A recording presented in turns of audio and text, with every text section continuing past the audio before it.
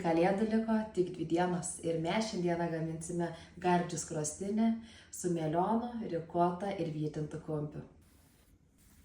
Ingredientai.